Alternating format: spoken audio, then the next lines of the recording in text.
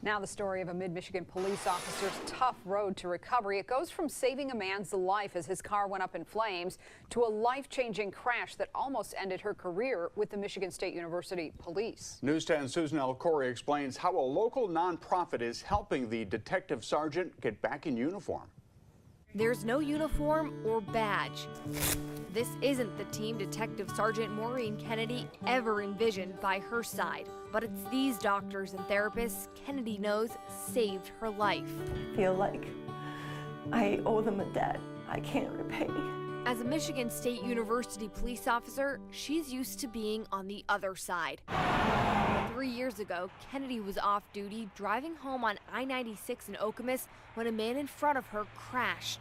Kennedy ran to help, pulling him from the smoking car just before it exploded in flames. He said, "No one does that anymore. Why did you stop?" And I said, "I'm a police officer. Police officers will stop." It was another car crash this year that changed Kennedy's life. A young person ran a red light and hit our car.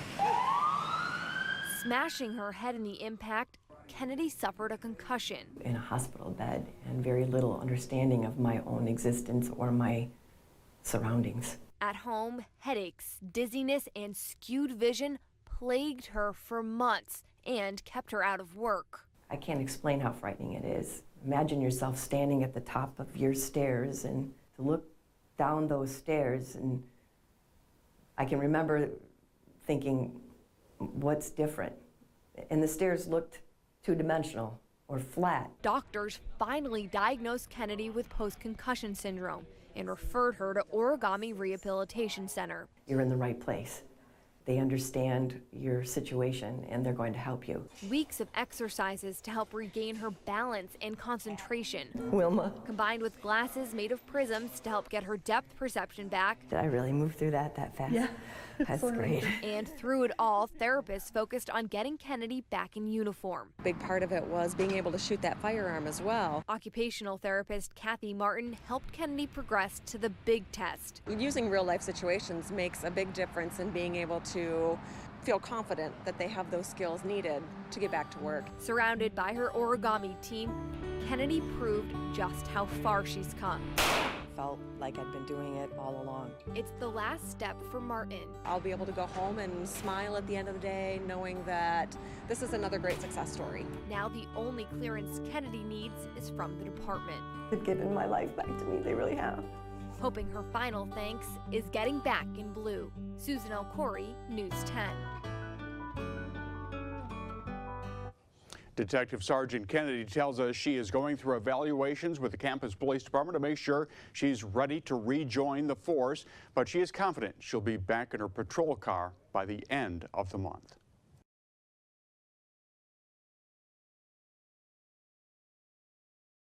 The impact of my head caused pain like no other I had ever experienced. I heard myself scream upon impact, a fear of imminent harm that my own body seemed to instinctively know. In the darkness and among the debris, I struggled to breathe, and what I thought was rain was actually my own blood running from my head into my eyes, nose, and my mouth. I choked on my own blood and struggled desperately to breathe. I fought the darkness and the frightening silence that surrounded me as I went in and out of consciousness. Time was not comprehensible, but darkness and silence very real.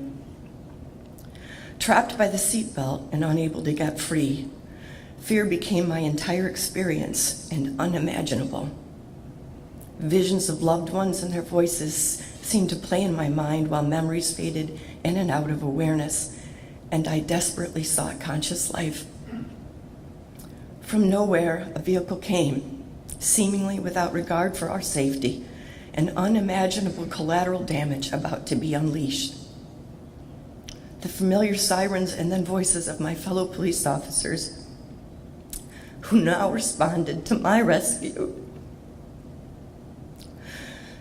Those familiar voices who knew and recognized me from the rubble, the opening of the vehicle, and Kennedy, seemed to emerge from their troubled reactions. The fear I sensed in their voices while they spoke with reassurances. I remained blinded by blood saturated in my eyes.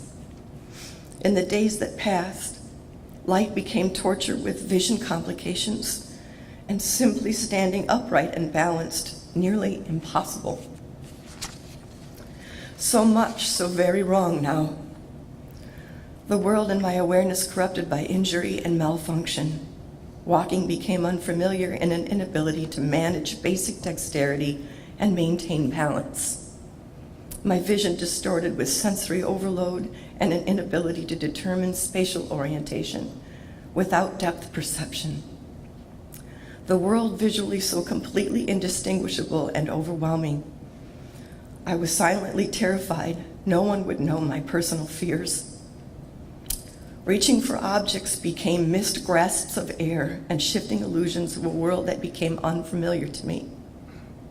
Stairs, hallways, corridors became mazes of disorientation. Speech became distorted, confusing, and cumbersome. Visual and verbal identification of familiar objects and describing tasks became unfamiliar and torment with no short-term memory or verbal recall.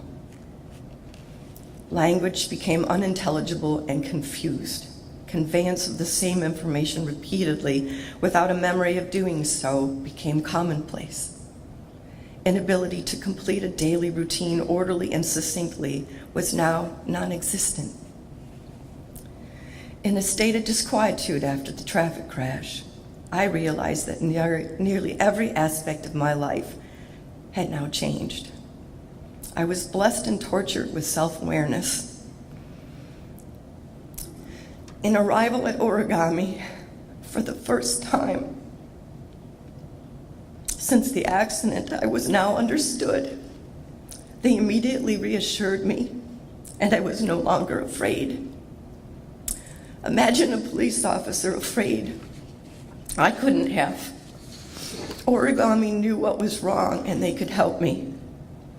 In an unbelievable measure of devotion, I was now safe and protected from all vulnerabilities of a brain injury. Origami.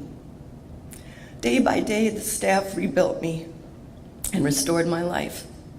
There were few moments in life when we have a chance to honor those deserving of a tribute as honorable as the selfless servantship of Origami staff has given to the patients like me.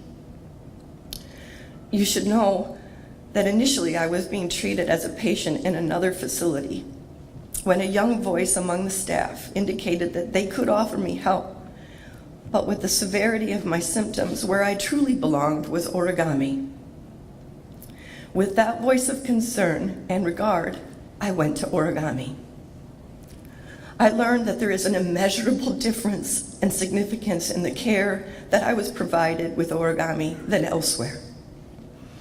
In every clinical therapy and with each clinician was constant instilling of confidence, with the staff demonstrating an overt regard of duty and devotion to their personal character while exhibiting eminence in knowledge that clearly separates them from all the others.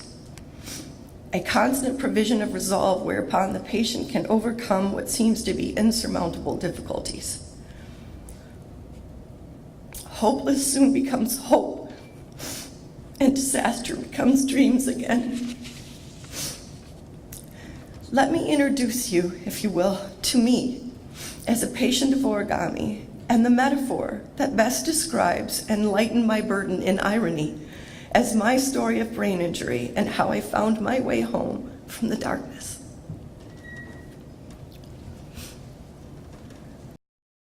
Why, if I had a brain, I could while away the hours, conferring with the flowers, consulting with the rain. And my head I'd be scratching while my thoughts were busy hatching. If I only had a brain, I would dance and be merry. Life would be a ding-a-dairy if I only had a brain.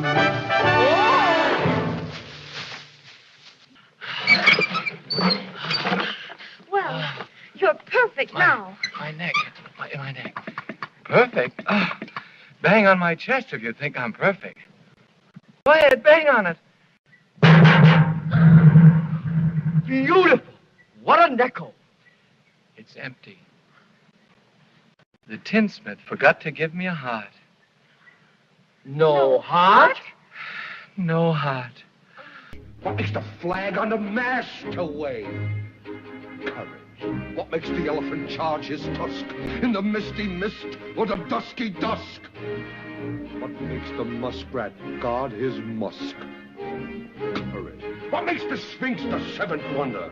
Courage. What makes the dawn come up like thunder? Courage. What makes the Hottentot so hot? What puts the ape in apricot? What have they got that I ain't got? Courage. You could say that again. Are you ready now? Yes. Say goodbye, Toto. Yes, I'm ready now. Then close your eyes and tap your heels together 3 times. And think to yourself, there's no place like home. There's no place like home. There's no place like home. Somewhere over the rainbow, bluebirds fly. Birds fly over the rainbow. Why then, oh why can't I?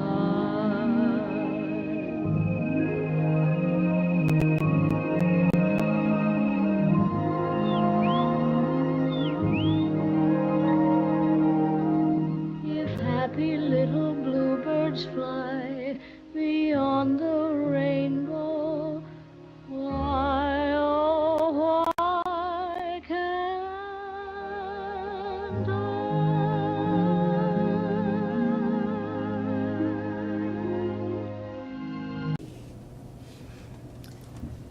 As the scarecrow, I would have my brain. As the Tin Man, my heart, my vision, and athleticism restored. No more rust and absence of heart.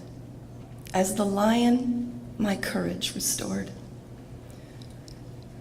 A debt that I cannot repay, but with only words of honor.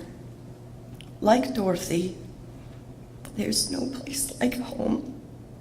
Origami. And the bluebirds fly, and now so can I. Thank you.